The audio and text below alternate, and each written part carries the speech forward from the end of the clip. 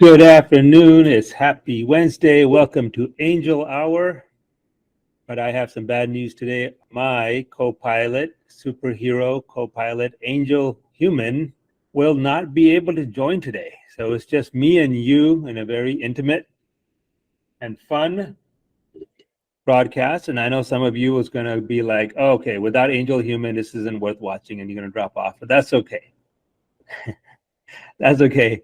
You know, for the rest of you who stay on, even without Angel Human, we do have an amazing podcast today. We got David Adam Kurz, realtor extraordinaire. He has a huge team of over 300 people in Miami and Texas. So we also have Nick Sarnicola, who is an incredible podcast guest, and I'm sure this is why you all have tuned in today, because he went from zero to $100 million plus enterprise by going viral on social media. This is what we all need to learn from. It is doable. It is something everyone can do, and he's going to come on today and explain how he did it. And today's podcast theme is how to go viral on social media, and he's done it, and he's built a massive enterprise with just social media. And the magic of social media is you can do it without paying. You don't have to buy any paid ads. If you do it right, you can just extremely blow up your business. And everybody here listening to this is realtors and loan officers, and that's what it's all about: is getting your name out there, getting your brand, it's building your why, and connecting with your audience so that your audience builds the trust and a relationship with you. And you want to do that with as many people as possible. So Nick's going to talk about that. It's a wonderful podcast with Nick. And we're also going to talk about AI. So this podcast today is broken down in two segments. And before we get into that, and before you get all the secrets to the how to go viral from Nick Sarnicola, what I want you to do is I want you to hit that like and smash button. I want you to smash that like and subscribe button. Excuse me. I want you to smash the like and subscribe button right now. And also, this is live, so put on your comments on YouTube and LinkedIn, and we're going to be responding to it. And really want to see a lot of engagement, because this is an opportunity for you to make a lot of money by going viral on social media. That's what we're all here today to talk about. And we're also going to talk, of course, about my favorite subject. It is called Angel Hour. We are going to talk about AngelAi. So the first part of this podcast is I'm going to play a recording of the New You Recon conference we had in New Jersey last week. And David and I took the stage. Took the stage, and also Tom Ferry was amazing. Tom Ferry was there with 3-4 hours plus of just intense training. So we had a huge room. I think it was like 300-400 people filled to the max. In this movie theater, this massive movie theater was just like filled with realtors to get that training from Tom Ferry, from me, from David Adam Kurz, from for so many other great speakers that were there that day. And definitely they did not walk away empty-handed. So next up, I'm going to play that training that we did about AI and what AngelAi is doing to really boost the business of so many realtors. So we're going to play that next. That's going to be and after that, then the big moment is where we're going to play the recording that we did with Nick Sarnicola, and where he walked through step by step how to go viral. And that's why you're all here today. You want to go viral, and Nick's going to show you. So here we go. Here's David and I at the New You Recon conference in New Jersey from last week. I wanted to talk to you a little bit more about AngelAi, because you gave a great presentation up here. Now, I did something with AngelAi that I think everybody here should do.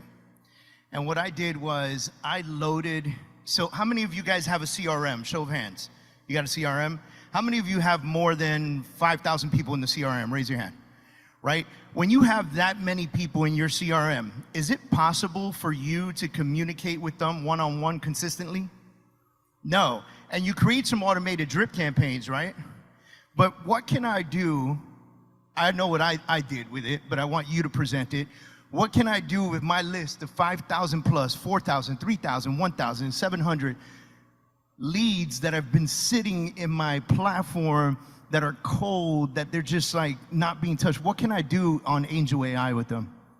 Well, first of all, we have some big brokers that have been uploading like 50,000 at a time of cold leads and just cold contacts. And they are turning around and they're getting appointments, right? We're seeing on average of 2 appointments a day from 200-300 leads that you upload. Okay, so if you upload 300 leads, you might get about 2 appointments. Okay, so if you can just do the math, and if you do 50,000 leads or 50,000 cold contacts, you could do the math on how many appointments are you going to get.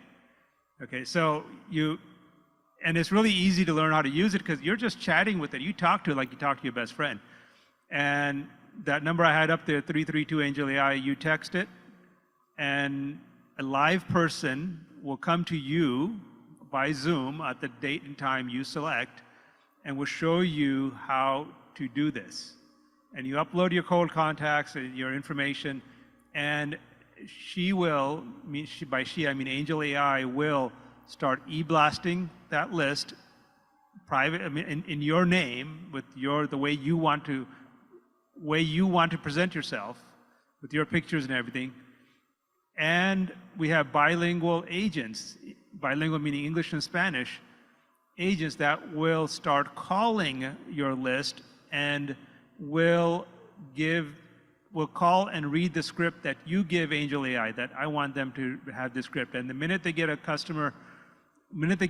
live customer that's like, yes, I want to learn more, she does a hot transfer to you. Okay, so I mean, it's huge, and that's how you get all these appointments. I mean, it couldn't be easier to get in front of more customers now than ever before. How many of you could use 2 more appointments this week? Right? Absolutely. Now, how many of you would like to load up your list into AngelAi, have the AI technology send them emails, text messages, have a live call center call them for you, and give you live transfers of your own leads directly to you to your cell phone? Show of hands, who would like that? How many of you would like it for free? Yeah, see, the hands just got taller, right? Like people were embarrassed a little bit, and then they're like, free? I'm in, right? Yeah, and free doesn't mean that the service is less, it's more. Right? We just like Reason, Google is free. Right? We're a tech company, and we're able to deliver this service like better than anyone else can imagine, can even think about doing it. And the reason we do it for free is it's free for all loan officers, all realtors, and the next version of this will be free for all business owners. Right? So we're in the business of making an AI personal assistant that works for all of America. And the reason it's free because I want AngelAi in front of every American. And quite frankly, I mean, I had a Super Bowl commercial. I ran it last Super Bowl. I don't know if you guys saw it. And it's $10 million to run a Super Bowl commercial. And I said, wait a minute, you know what? If I take that budget instead and spend it on you, I'm going to make you money, especially right now, the time that the industry needs, every realtor needs some more business. I'm going to make you money, and I'm going to get in front of as many, if not more, consumers. And that's the ultimate goal. So this is a better deal for me to invest in you than to invest in, the NFL. So now, something else that I really like about AngelAi, being a Puerto Rican from the Bronx. Y'all with me? There's a couple of you. There's 1 or 2 of you in all of New York City. That's great. So one of the things that I enjoy about AngelAi is that it sees no color, sees no ethnicity, sees no race. And there's a lot of news out there about the mortgage industry and declined approvals in the minority setting, for whatever reason that might be. But because AngelAi is who she is, a AI technology that only sees the numbers, what happens? Yeah, so, you all are in the business, and some of you may not know exactly what happens behind the scenes inside a mortgage company, but as fancy as it may look with the loan officer with the laptop and everything, but what happens after that is everything is done manually. And that's where the discrimination creeps in. Okay, no one's purposely trying to discriminate against a minority or disability or something, but what happens is those kinds of files, those kinds of situations often have very complex financial paperwork. Right? There's job changes, there's maybe a past bankruptcy or something or the other is going on, medical collections. And human underwriters and humans just in general, just like you see a file this thick or you see a file this thick. Which one would you do first, right? It's just human nature. You're going to go to the one that has less issues. So, but the AI doesn't care. I mean, it does millions of calculations in a second. So the AI will get through 10,000 pages or one page in a fraction of a second, and it'll do it accurately and do it every time, and it doesn't feel like I'm working extra hard. So this is a whole new way of looking at buyers. It's a whole new way of looking at the financing and the real estate question, because now you say, you don't even ask the customer to fill in an application. There is no loan app anymore. You just say, I need your pay stubs, W-2s, tax returns if you're self-employed, and your bank statements. That's it, right? And there's obviously a few other things, rental income or whatever, but you take the main documents, you drop it in, you just take a picture of it with your phone, you drop it into the AI, and I seen it generally does it in like under an hour. Worst case, if it's a manual underwrite or something, very low FICO loan, right? It might take a couple of hours. And you heard me, like low FICO loans is okay, no credit is okay, because it underwrites exactly to the FHA, VA, Fannie Mae, Freddie Mac guidelines, and they don't require any FICO limitations. FHA, VA doesn't. So you go all the way down to 500 credit score, you can go all the way to no credit files. It'll do the whole thing. So that being said, if I input my client into AngelAi for approval, and AngelAi approves this file, true approval, and something glitches or something went wrong or whatever the case is, and now my client doesn't qualify anymore for some reason, what happens then? Okay, so number one, AngelAi never glitches. Okay, it never gets the underwriting wrong. Okay, and I'm so confident about that my finance company, SunWest, stands behind it. So if it got it wrong, if it told you it's approved, but it did something wrong because maybe it missed a large deposit or missed a deduction on the paycheck, okay? And you've all seen that situation happen, like you go to closing and then, oops, we need something else, or this loan doesn't suddenly qualify because the quality control checked something or this or that, okay? None of that ever is a problem, because whatever documents you give it and it made a decision, if it made a mistake, it's not your problem, it's my problem. Okay, my finance company will fund it anyways. That's the key. And I will scratch and dent that loan. I'll do whatever I got to do with that loan. I got enough money to take care of it. But the point is, the reason I have enough money to take care of it is because I never have to do it. It is a zillion times more accurate, and it never messes up. And that's why I can say whatever it says, just go with it, and I'll back it. Okay, how many of you have ever heard of a lender saying, whatever my underwriter says, I will back it 100%? Doesn't exist. But what I'm saying is whatever AngelAi says, I will back you 100%, because it's able to take the situation and perform tens of thousands of calculations, run it through every possible path that this loan could be originated through, and check and find every possible scenario that can go wrong, and does that in microseconds. Right? That's the power of a machine over a human being. It doesn't mean machines are better than humans, but machines are, it's like how many of you walked here as opposed to driving or flying here, right? You need machines, and this is just now the next generation of machines. Thank you, Pavan, man. This is amazing. You've created amazing technology for everybody here in the room. I appreciate your time. Thank you so much, man. Thank you, David. And one last thing, this isn't new. we've had it in production since 2018, full production, and we put in like at least 50,000 loans through it.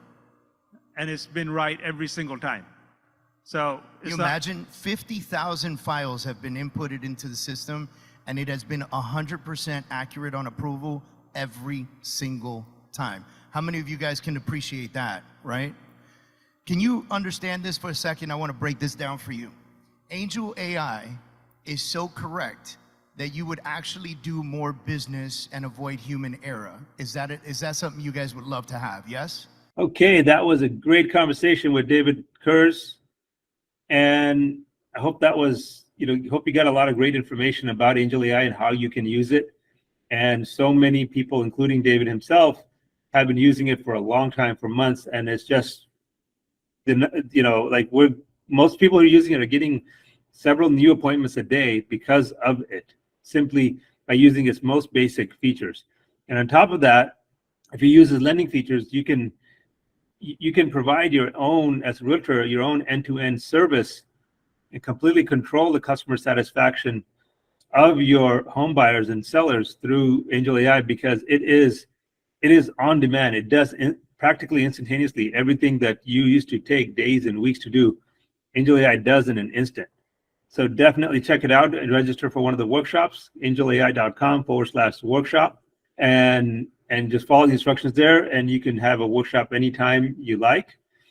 So without any further ado, we're going to now meet with Nick Sarnicola and David Adam Kurz together in one conversation. You're going to love it and learn how to go viral. Let's go. So Nick Sarnicola. Yeah. So you had a product and a strategy that most of us dream about, is you went viral. Yeah. And you made gazillions of dollars by going viral on social media. Yeah. And all organic, right? Super organic. So I actually just did a talk on this yesterday, and they asked me to reverse engineer how we did a couple billion in sales. And the first thing that came up was like, okay, we hadn't read these books yet because only one of the three had came out, but we created a blue ocean strategy. We became a category king, and we started with why. Even though we didn't intentionally read those books and do it, but there was no such thing called challenge-based marketing in 2009. Now there's a billion challenges, this challenge, that challenge, weight loss, fitness, banking, it doesn't matter the industry, there's some sort of timed challenge, right? And we bought challenge.com. Our company was crashing because of the 2009 recession. So our high-end anti-aging supplement system dropped from $3 million a month in sales to $600,000 a month in sales, which was outside everyone's disposable income. And we said, shit, we're in trouble. So we made a pivot to meal replacement. We said, everyone's got to eat, so let's leave the idea of meal replacement. And we built a challenge, we wrapped it around a challenge. Now here's how the idea happened. My business partner got challenged by Dale Brown. Just like, not like join my challenge. Dale Brown was Shaquille O'Neal's mentor. He's the guy that found him in Germany and brought him to LSU. Dale Brown points at my business partner. He's like 72 at the time. He goes, I challenge you to the Dale Brown Challenge, which doesn't exist, which is 1 hour a day of working out plus 1 mile every day for 365 days. So they started doing this head-to-head. My partner was 32 and Dale was 72. And everyone in our community was all about it. We're like, how's the challenge going? How's the Dale?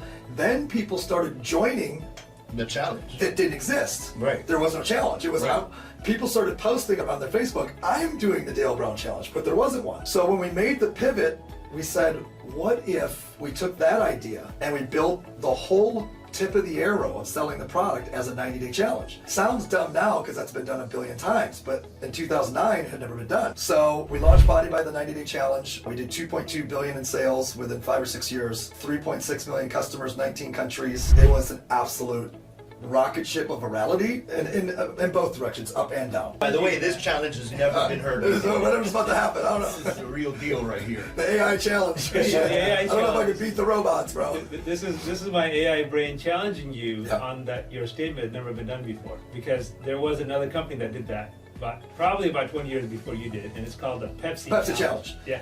You're right. Pepsi Challenge though was about this tastes better than that. Right, so it wasn't about a physical challenge that you're taking on yourself, where you're setting a goal for yourself and then, going to beat that goal. Right, so then the question is, well, how did it go viral? And that was the question I had to answer yesterday. And the answer is, we made a message that was so damn simple that every single person could say it, share it, no matter where they were, at work, not people that were trying to make money, just customers. A customer would walk up to their friends and say, hey, I'm doing the 90-day challenge. My goal is to lose 20 pounds. You have to do it with me. They're like, okay, I'll do the challenge. And then they're posting, I'm doing the challenge, right?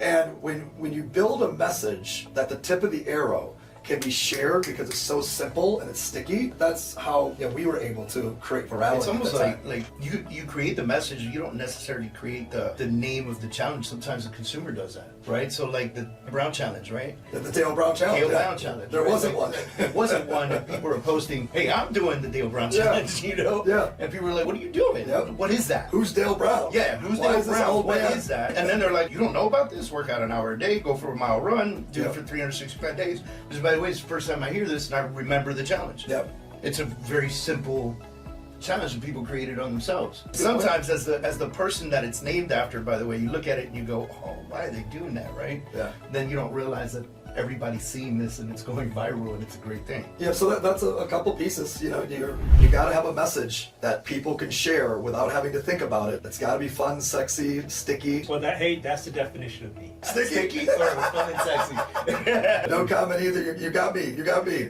I think the other part of it was we had a cause. Our cause was to take down obesity, right? Obesity rates were out of control. They still are. And it was funny because how many shakes, we're talking about a protein shake. Yeah. How many freaking protein shakes were in the market? Thousands.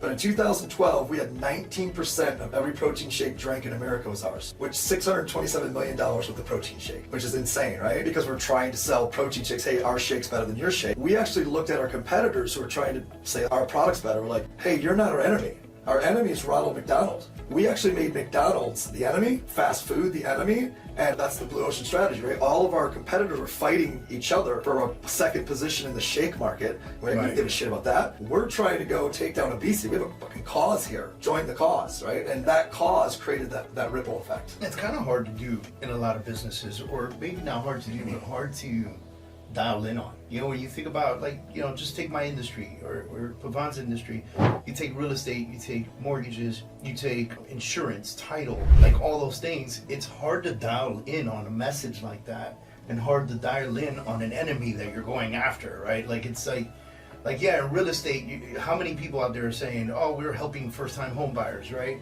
Or in the minority community, often we hear, I'm helping minority education to home ownership because minorities are the worst homeowners in the world, right? They just don't have enough knowledge to purchase real estate, and coming from a Puerto Rican background, I know, I grew up in the Bronx. Nobody there's looking to buy a house. Everybody's good on rent control, And so creating the message, but how many people are doing that? Yeah, that's a good point, because the big news today, I don't know if you guys heard this, was this huge fine Washington Trust got. So they paid $9 million for systematically discriminating against different minority groups. So the Department of Justice settled with them for $9 million, which is, for them, is a slap in the hand. Yeah, it's nothing. It's nothing, and all those families that were destroyed along the way, what are they going to get out of it? $35.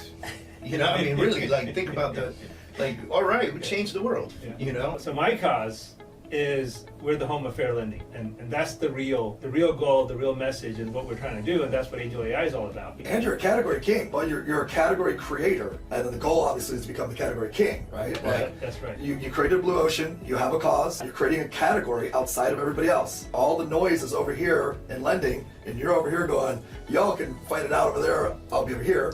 So now it's, how do you create that in a very simplistic message so that agents are coming? It's crazy interesting too, because you can't compare what Pavan is doing with AngelAi to anyone else on the market. There's no person anywhere that is human, that has human sentiment, that actually has a history, that can say, I can be biased. They can say it out loud, but it's not going to be the reality in comparison to what AngelAi does, which AngelAi just doesn't give a crap, right? AngelAi, it's X's and O's, ones and twos, right? That's it. Yeah. Has no biases. Has nothing. Doesn't know. Yeah, well, the thing is, I have to clarify this, is that the Federal Reserve has been really nervous about this.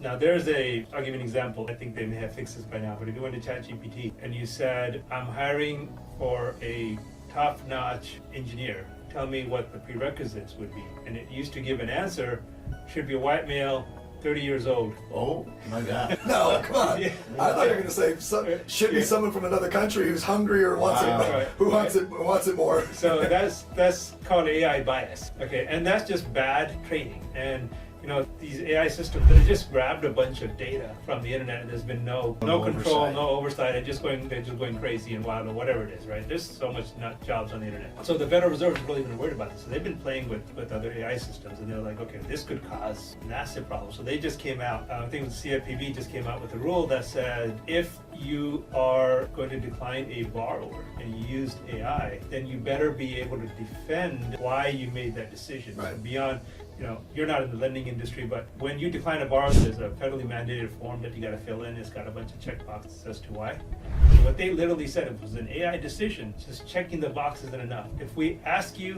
why you checked the box, you better be able to support it. Which means you manually did the work Or double checked it. or you have an AI that can tell you how it arrived to that decision.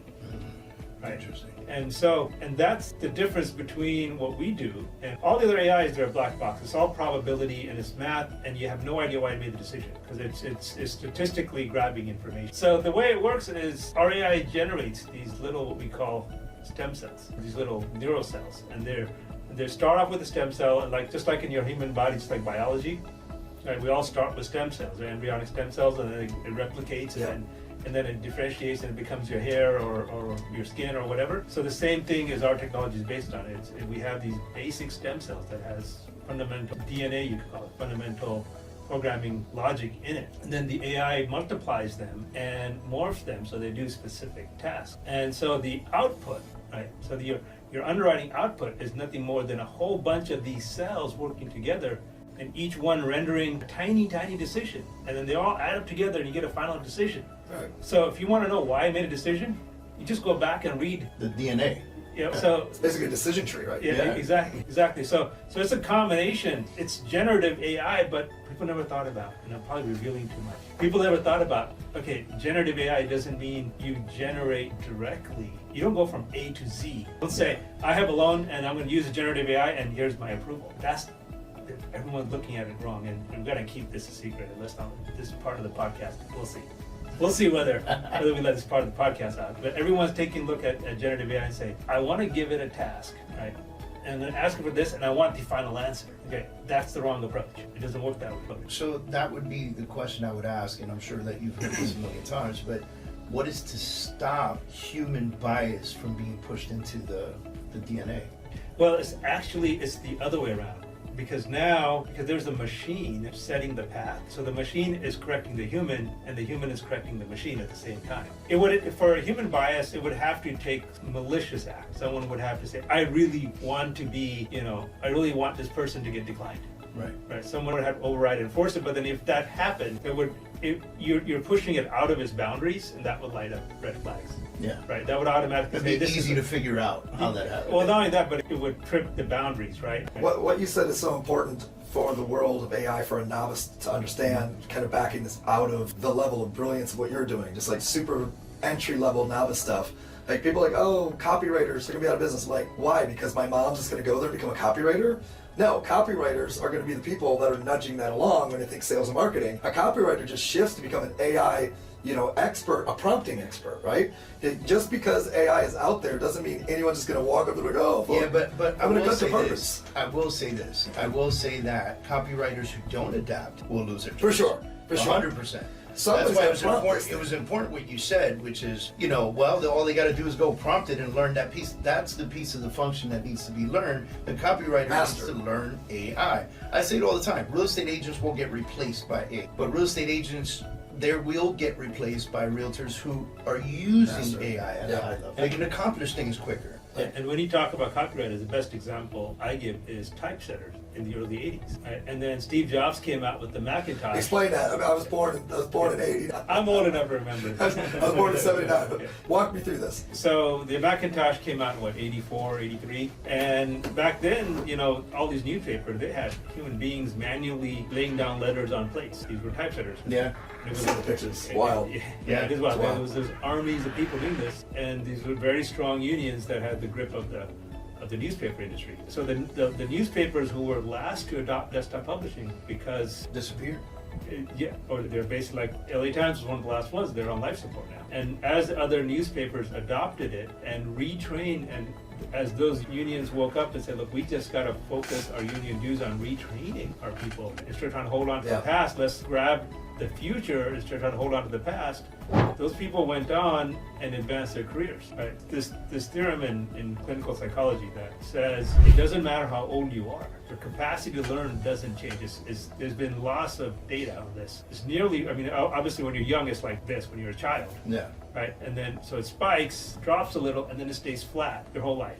Yeah. Right? Until you die. Then it's gone. It's zero. The desire is plummeting, but the ability, you're saying, doesn't. Right. And I don't think the desire plummets. I think everyone has a genuine desire to learn new stuff. But the fear goes up. Okay. The fear of failure goes up. And I think there's nothing wrong. Obviously, fear is a natural human emotion. There's nothing wrong to be afraid. So the first thing to say, it's okay. I'm afraid, it's okay to be afraid. Right? And the other part, a lot of people have failed. I've failed, you failed. We've all taken huge setbacks. Right? And I think the best feeling is when you do fail and you get back on your feet. And actually, you were telling me, Nick, a story like you built this huge company, and then it kind of got taken away from you. Well, right? the valleys were as deep as the peaks were high. Is Mariana's Trench and Mount Everest. So, yeah, I mean, at the end of the day, the short story of it is, we had a massive TCPA lawsuit, we had issues in the management team, we had the company that bought us dividend out 90 million of the 95 million in EBITDA and then didn't pay us the final year of the buyout 90 days later. So we went to a 2-year battle with them. All kinds of challenges and issues, absolutely. Yeah. So but Here you are. I'm still alive. you're still I'm on this alive. podcast. You're alive and you're rocking and you got a whole bunch of new ideas. And, and you're still going strong. Yeah. Right? Yeah. If I can plug in on this, because I got to do a plug, right? Yeah.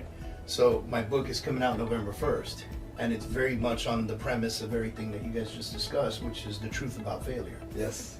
And how, it's only a failure if you quit. It's the truth.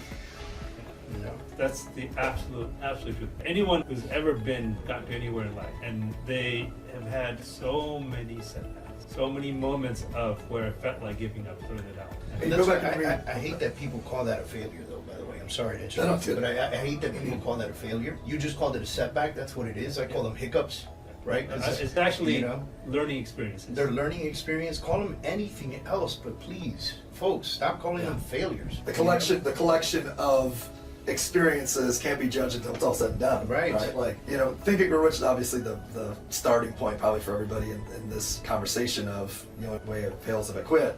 And when the first time I read the book, I was like, all that hype, I didn't get it. It was just too simple, too basic. I was only like 19. So then the second time I read it, I was like, still don't get it. Third time again, I'm like, okay, I get it. It's goal, strategy, action. Don't quit, change the strategy, take more action. Don't quit, change the strategy, take more action until it fucking happens. Yeah. That's Think and Grow Rich. I was going to say that if you, with that strategy, it's just forward momentum, consistent forward momentum until whatever your desire to hit hits. And then the truth is, if you're a high-level individual in high performance, even when that happens, you won't be satisfied. There'll be a new target, and you're gonna go through the whole process again, but maybe even at a higher, riskier, crazier level. Yeah. All the most successful people that I know, the key is they don't stop and look at themselves as being successful. They're only thinking about what is the next challenge. If you ask them, are you successful? They're like, I don't know. That one didn't work.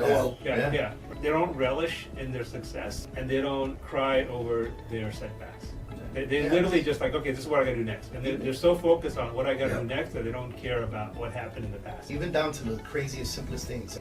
I had to hire a new assistant. It took me 4 weeks to find this person. And I'm not quick. I had to have a whole system in place, It took me 4 weeks to find the right person, and I fired her in 2 weeks. It wasn't the right person. You're like, process. You're like, dang it. She passed all the tests, But then when it came down to, she passed all the tests. When it came down to the actual work, she wasn't existent. All right, so we got to wrap that up.